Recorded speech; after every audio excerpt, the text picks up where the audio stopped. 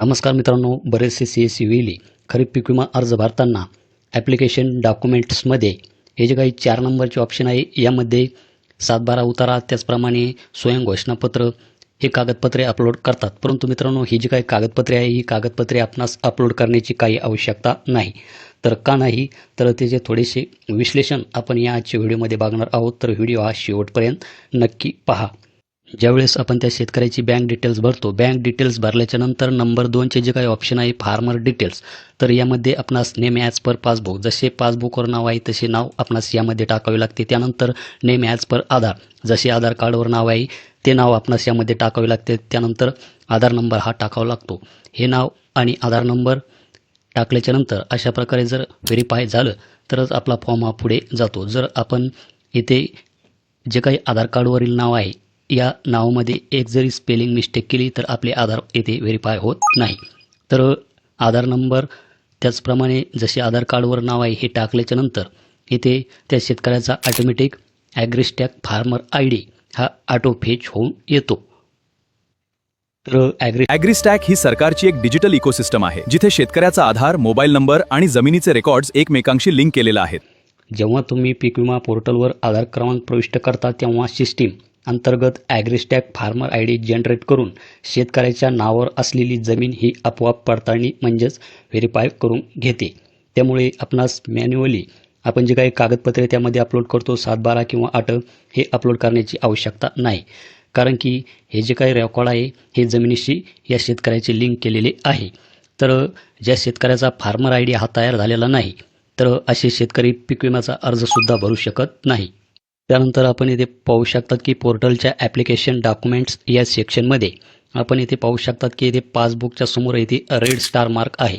म्हणजेच जे काही रेड स्टार मार्क आहे ही कागदपत्रे आपणास अपलोड करणे हे अत्यावश्यक आहे. त्याशिवाय आपला फॉर्म हा पुढे जाऊ शकणार नाही. तर इथे आपणास पासबुक हे अपलोड करावेच लागणार आहे. त्यानंतर आपण इथे पाहू शकतात की इथे लँड रेकॉर्डमध्ये इथे रेड स्टार मार्क नाही, म्हणजेच आपणास इथे 7/12 उतारा किंवा 8 अपलोड करण्याची आवश्यकता नाही. बरेचसे CSE वेली काय करतात, त्या शेतकऱ्याचे जेवढे काही 7/12 असतील तर तेवढीची एक कंबाईन PDF फाईल करतात. त्याचप्रमाणे 7/12 असो किंवा 8 असो याची एक कंबाईन PDF फाईल करतात. तर यामुळे काय होतं, आपला वेळ हा वायाला जातो आणि ती कागदपत्रे यामध्ये ते अपलोड करतात. त्याचप्रमाणे काही वेळी इथे सोविंग सर्टिफिकेट, ज्यास की आपण स्वयं घोषणापत्र असे म्हणतो, तर हे जे काही स्वयं घोषणापत्र आहे येथे पण आपण पाहू शकतात की येथे पण रेड स्टार मार्क नाही.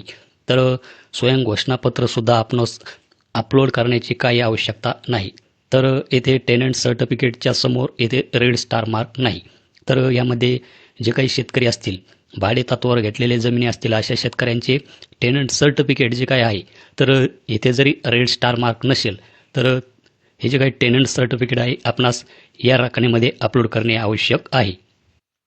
त्याचप्रमाणे एखाद्या शेतकऱ्याचं जर सामायिक क्षेत्र असेल तर त्या सामायिक क्षेत्रामध्ये ज्या ज्या शेतकऱ्याची नावे असतील तर आपणास काय करायचे आहे, येथे टेनंट सर्टिफिकेटमध्येच जे काही सर्टिफिकेट आहे म्हणजेच कोणते, त्याला आपण सहमतीपत्र असे म्हणू. तर स्क्रीनवर आपण इथे पाहू शकतात की अशा प्रकारचे जे काही सहमतीपत्र आहे तर हे सहमतीपत्र आपणास या रकान्यामध्ये अपलोड करून घ्यायची आहे. टेनंट सर्टिफिकेट या रकान्यात ते आपण अपलोड करून घेऊ शकता. त्यामुळे आपणास येथे लँड रेकॉर्ड असो किंवा स्विंग सर्टिफिकेट असो ही कागदपत्रे अपलोड करण्याची काही आवश्यकता नाही. तर तुम्ही म्हणता की येथे लँड रेकॉर्ड असो किंवा स्विंग सर्टिफिकेट असो हे जर आपण अपलोड केले नाही तर आपला फॉर्म हा रिव्हर्टमध्ये येईल. तर मित्रांनो, आपला जो काही फॉर्म आहे हा रिव्हर्टमध्ये येणार नाही. आपण फक्त येथे बँकेचे पासबुक हे अपलोड करा. तर आपण यामध्ये कोणकोणती कागदपत्रे अपलोड करतात ते कमेंट सेक्शनमध्ये नक्की सांगा. भेटूया अशाच एका नवीन व्हिडिओमध्ये. धन्यवाद.